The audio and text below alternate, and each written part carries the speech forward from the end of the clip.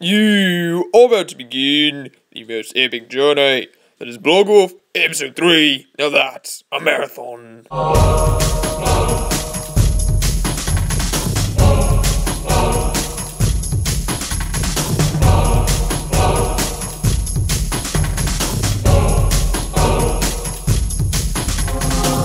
To start things off, I'll fill you guys in with what happened since we last met. I landed in Danish territory, and we were greeted by a sentryman. This sentryman took us to Herald to meet his king. When we arrived at the hall, we were greeted most graciously. In fact, so graciously that the arms greeting us were not closed arms, but they were open arms. In fact, we were greeted with open arms by Hrothgar. Now, the same cannot be said for everyone. There's this warrior here called Unferth. And to make a long story a short story, he's kind of a dick.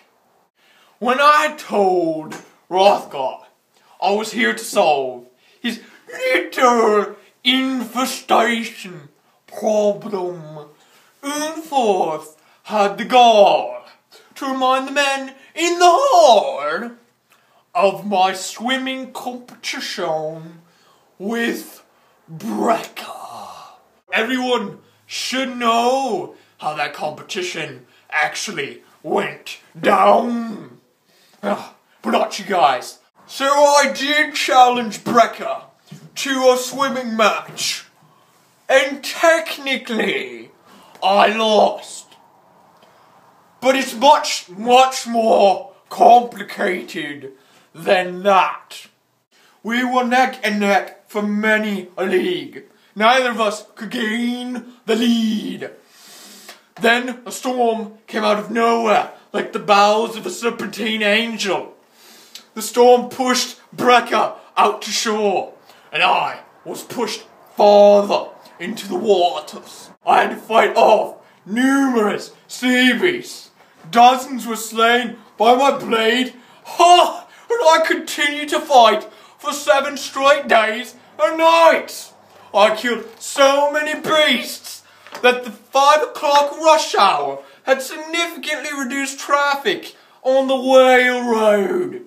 So finally, I washed up on shore, and that's Beowulf's side of the story. When Unferth taunted me about my supposed loss, I had to correct his error. That promptly shut him up for a while. Then Hrothgar threw a feast to celebrate my arrival, and we all had fun.